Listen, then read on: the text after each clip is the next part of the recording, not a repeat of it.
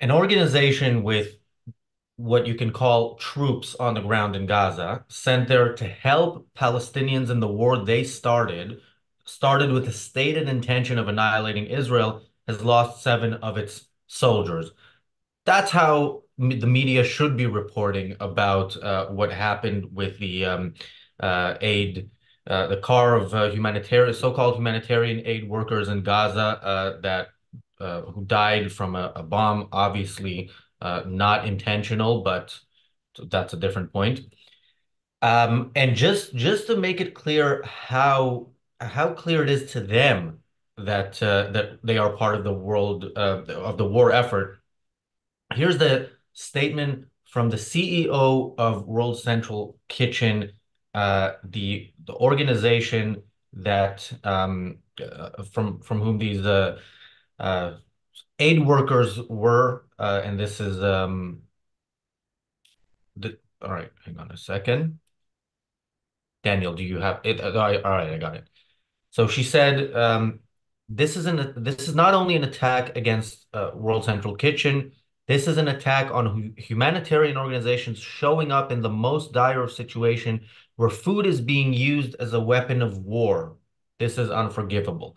Yes, food is being used as a weapon of war. You cannot fight if you have no food, if you're hungry. You need food for strength to hold up the arms that you then use to kill innocent civilians as the Palestinians do whenever they get the chance to do so. So this is, that they are an active part of the war effort. And what happens sometimes when you're an active part of the war effort is sometimes you may die. Welcome to the Daily Objective, day 179 of the war in Israel. Mark, your thoughts. I'm joined by Mark Pellegrino. Mark, your thoughts on this on this incident that just happened.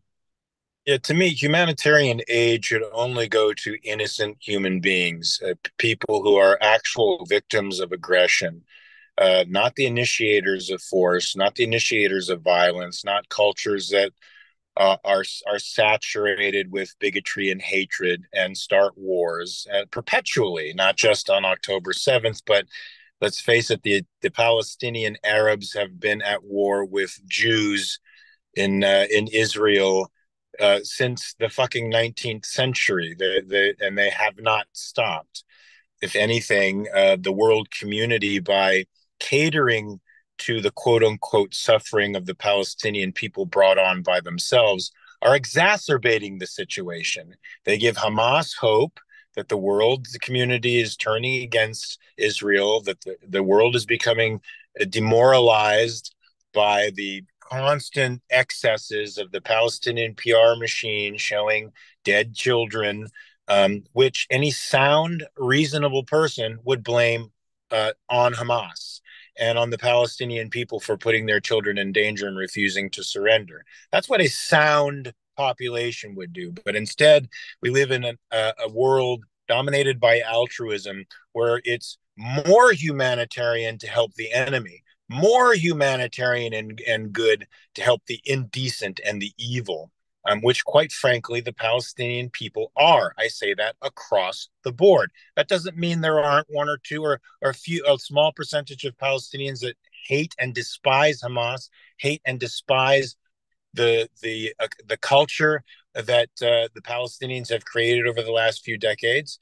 For those people, I hope they get the balls to fight and die trying to kill Hamas. So long as there's no rebel movement, so long as there's no surrender, that means Hamas is still strong, the ideology is still strong, and any effort to aid and abet them is not humanitarian at all. It's aiding and abetting an enemy, a group of murderers who want to continue killing in the future. You're not a humanitarian by that measure. You're an accomplice to murder. Yeah, and this is not something that's unknown to them. So here's a a statement from Project Hope. Sorry about that. Which operates, this is from The Guardian, which operates clinics in Rafah and Deir al-Balah. They've issued this statement. They have said that they've suspended humanitarian work for 3 days pending a security review. Daniel also, the producer Daniel mentioned that the World Central Kitchen is also suspending its activities there. This is a statement from the executive vice president of Project Hope.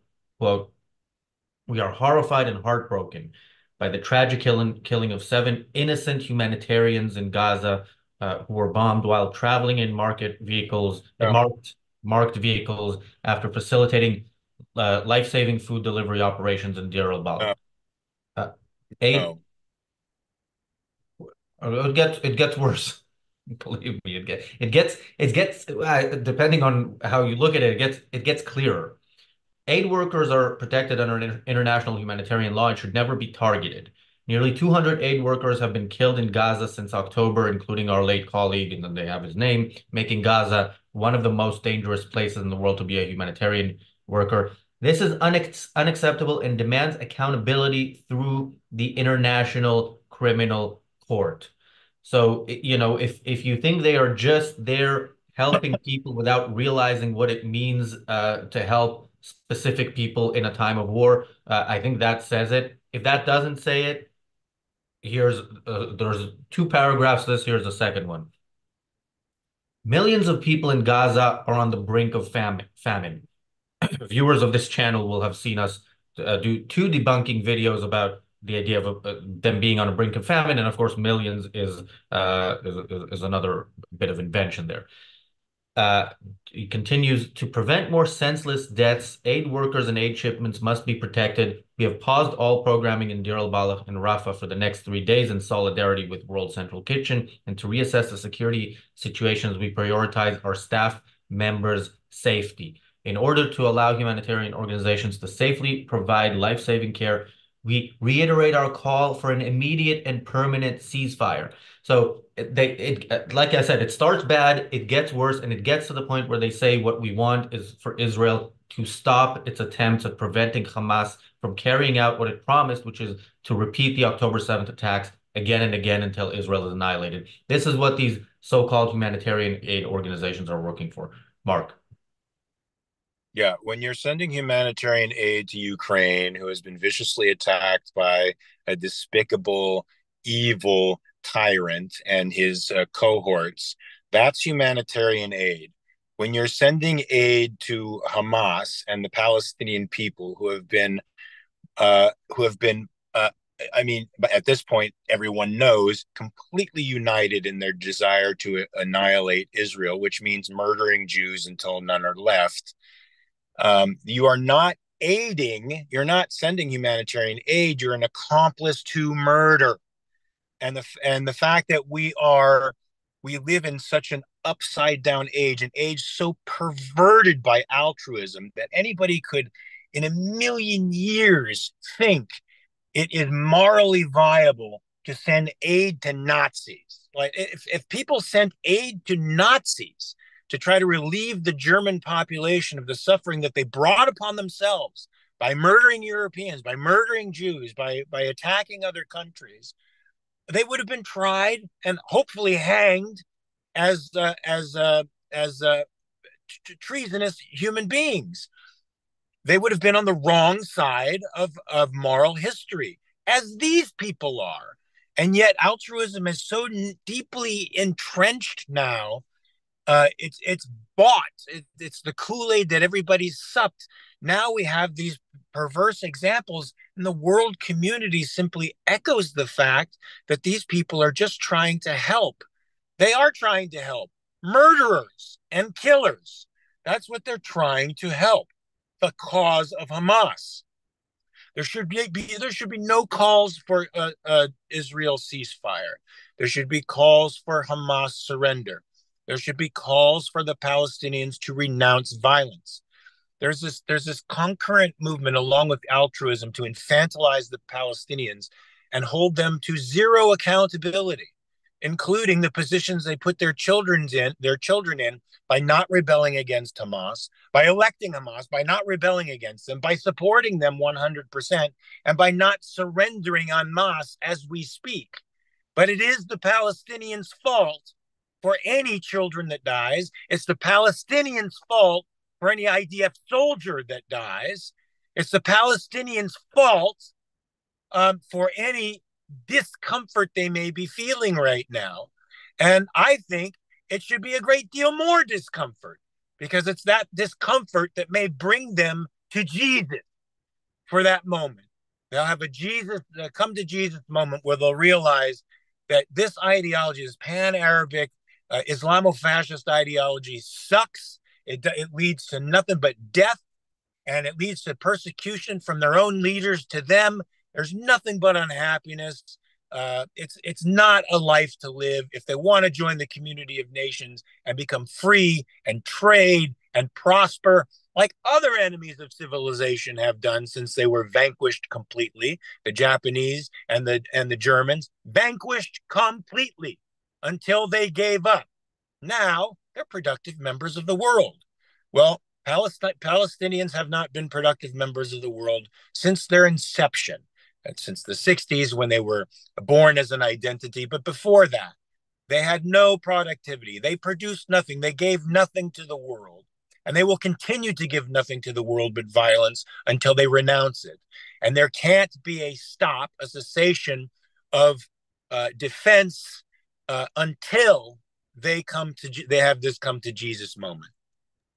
Yeah, and the comparison to Germany, to Nazi Germany, of course, is a necessary one because Nazi Germany as a society decided to exterminate the Jews, and the Palestinians as a society decided to exterminate the Jews. There are a few differences.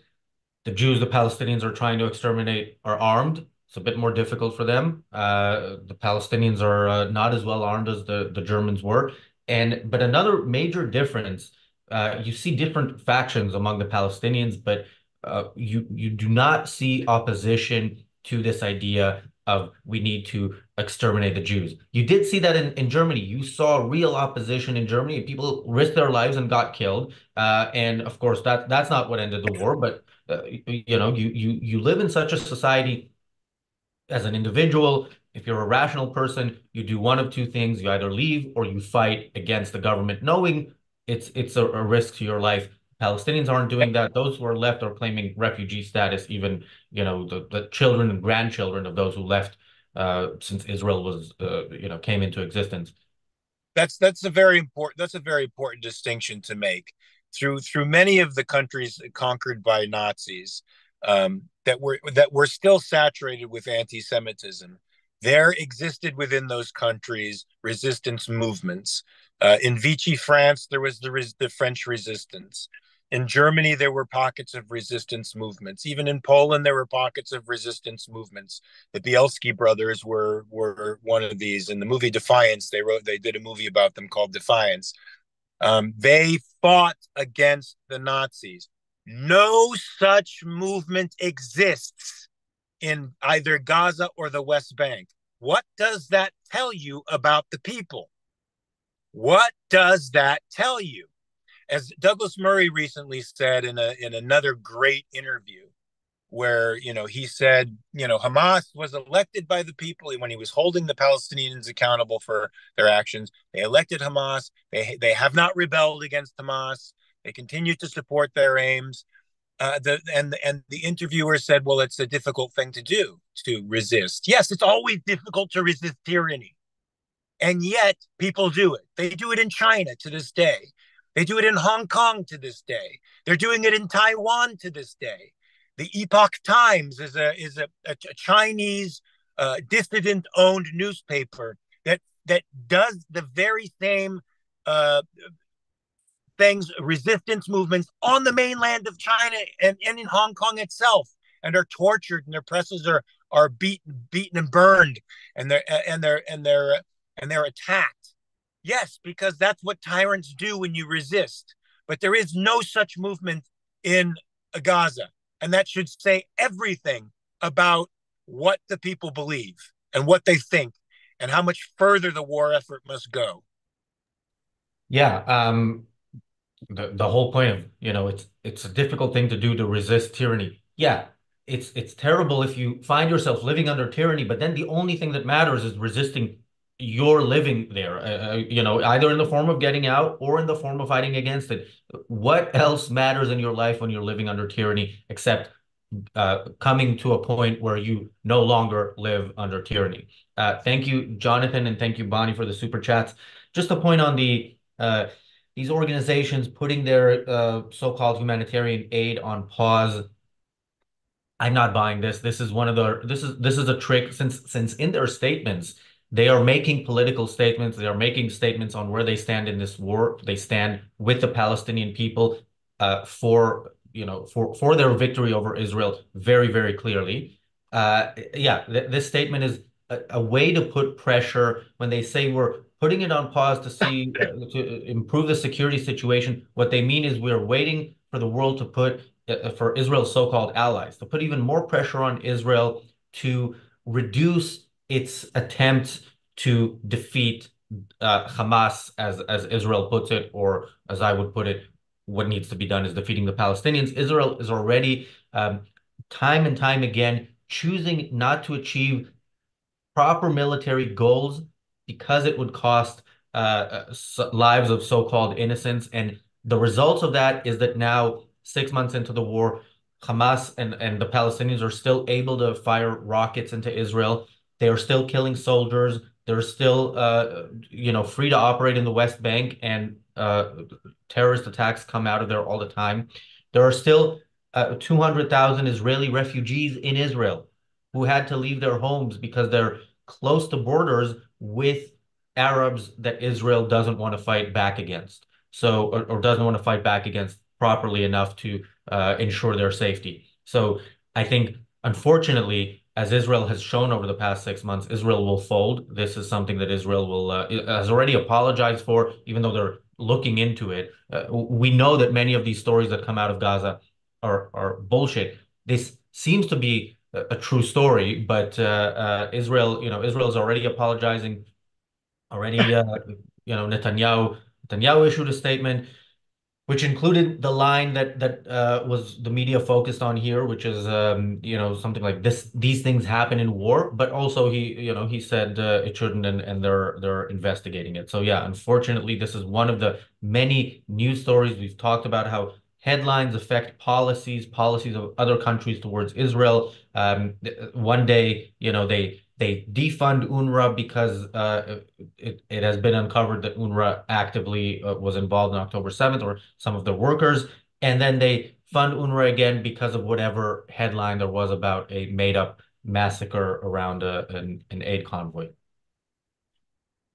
Mark. I mean, altruism is so perverse. If you give in to it at all, you will lose. That because that's what altruism is about. It's about losing. You must lose to be good. Israel has to stop apologizing for not completely adhering to the altruist moral code. It has to jettison that code and go exclusively for its own rational self interest, which is to completely and utterly destroy Hamas. And it's likely to have to do that alone because every other country on earth, the semi innocent free states, are victims of altruism, and the unfree states exploit altruism for gain, which is precisely what this pathological moral code does. It paralyzes the decent and enables the indecent to exploit the decent to gain values they haven't earned. Give it up. It is a fucking loser proposition. It will kill you if you continue to abide by it. That's its intent, is to kill the decent and the good and to raise up the bad. That's its intent. So stop it. I personally think it's perverse to allow aid to go into Gaza. I think it's perverse to consider them to be equal on the plane of the Israeli lives. They are not, in the same way the German lives were not equal to our own. They aren't. The enemy who attacks you, who's driven by a murderous ideology, is not living a fully human life. Sorry, they're not. They're living part savage, part animal. And that part of them has to realize, and the only way it can realize that it's wrong is by suffering. And they're going to have to suffer. Yes. Thank you, Politicas, for the super chat. Politicas says, Shalom, H1B, R2D2, C3PO. Nice to see you. Love listening to Jewish thinking. Thanks. Not Jewish thinking. If you're talking about us as opposed to anything in the chat, it is atheist thinking. But um, But it's thinking. It's thinking yeah, about human life and human life as a priority, how we understand what proper states are, and what the functions of a proper state are. Hamas follows none of those. They do not follow under the rubric of human to me, which is a rational being, not one that resorts to violence to get what it wants. That's a subhuman. That's savage, and I'm not afraid to call them that. And the rest of the world shouldn't be afraid to call them that. They are not equal to innocent people living productive lives. They are not. yeah. And thank you, Wes, for the super chat. If you want to see what not thinking sounds like the UK government. I'm reading this as well from the Guardian. It's great to have these leftists, inform us about everything that's going on. The UK government has issued a statement after summoning the Israeli ambassador. In it, the Minister for Development in Africa, Andrew Mitchell, said, "Quote." Today, I summoned the ambassador of the Israeli embassy in London to the Foreign Commonwealth and Development Office. I set out the government's unequivocal condemnation of the appalling killing of 7 World Central Kitchen aid workers, including 3 British nationals. I requested a quick and transparent investigation shared with the international community and full accountability. I reiterated the need for Israel to put in place an effective deconfliction of a mechanism immediately and urgently to scale up humanitarian access. We need to see an immediate humanitarian pause to get aid in and the hostages out, then progress towards a sustainable ceasefire. I mean, the thing that pisses me off the most in that statement is that they throw in the hostages to say, well, yes, we have this long anti-Israel statement accusing Israel of basically anything that it does that might further the goal of releasing the hostages, but more importantly, making sure that Hamas is unable to do this again and that the Palestinians, whatever organization wants to do it, can never do it again. And then they Well, throw in the release the hostages. Don't pretend that that matters to you, Britain. If your position is unequivocal condemnation of something that happens in war, might be necessary to do sometimes in war, and yeah, and then throw in well, the hostages as a the yeah, you world also the grips of a mind virus. It's in the grips of a social contagion. That's altruism combined with neo-Marxism. They've all sucked the Kool-Aid, and the ambassador to Israel should simply do this. If I were the ambassador to Israel, here is what I would do. I would do that. I would say kindly fuck off. I'm not interested in your investigation. I'm not interested in anything you have to say. It's illegitimate because you yourself are becoming an accomplice to murderers. Why? Because you're feeling the pressure from your political constituents who know even less about this conflict than you do, and that's saying quite a bit. Dude, this makes me mad. This raises my blood pressure a lot. I got to tell you, the world is going insane. Yeah, by the way, condemnations came from other countries as well. Interestingly, there have also been condemnations of an Israeli a bombing of a building in Damascus with an Iranian diplomatic building where a very senior Iranian official was killed. There were condemnations. I just saw a condemnation from Turkey. There was also obviously condemnation from the UN saying this is a violation of international law. Do you need any more information about what the United Nations is if it condemns Israel, the only free country in the Middle East, in attacking Iran, the number one state sponsor of terrorism, the country behind all these attacks on Israel and on Western ships in the region, and you know this is what they condemn. They did not condemn Iran for the October 7th attacks, although Iran is behind them. Look, I got to tell you, I saw the picture of the dead Iranian prick, and I was very pleased with it. I was very pleased with the work that Israel did, and I hope they do it again because at some point the mullahs are going to get the clue that they're coming for them eventually, and the noose will tighten around their necks, and they'll posture and they'll scream and they'll yell and they'll talk shit. But you know what? We could crush them in 4 days.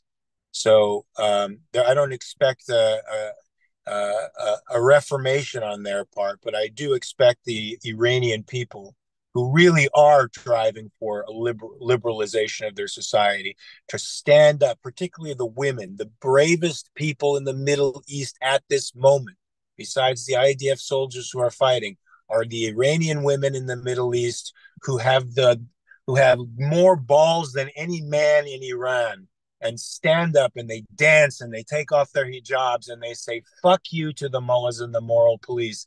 Those people deserve our support. They are true freedom fighters. They are true. I mean, if feminists can only emulate the strength that those women have instead of complaining about the things they complain about here, the world would be a much better place. So hopefully Iran and the mullahs are on the way out, and Iran will propel itself into something approaching a liberal democracy and become the second state in that region, and perhaps maybe even an ally of Israel. And then that will compel the dominoes of religious fanaticism and Islamofascism to start falling the way they should into the trash heap of history. Yeah, in the defense of Western feminists, some of them have, in some cases, against their will, been called darling by a man. So they know real struggle. But yeah, when the UN stands with the Iranian regime, they're not just standing with the Iranian regime against Israel, which of course they're happy to do. They're standing with the Iranian regime against its victims in Iran.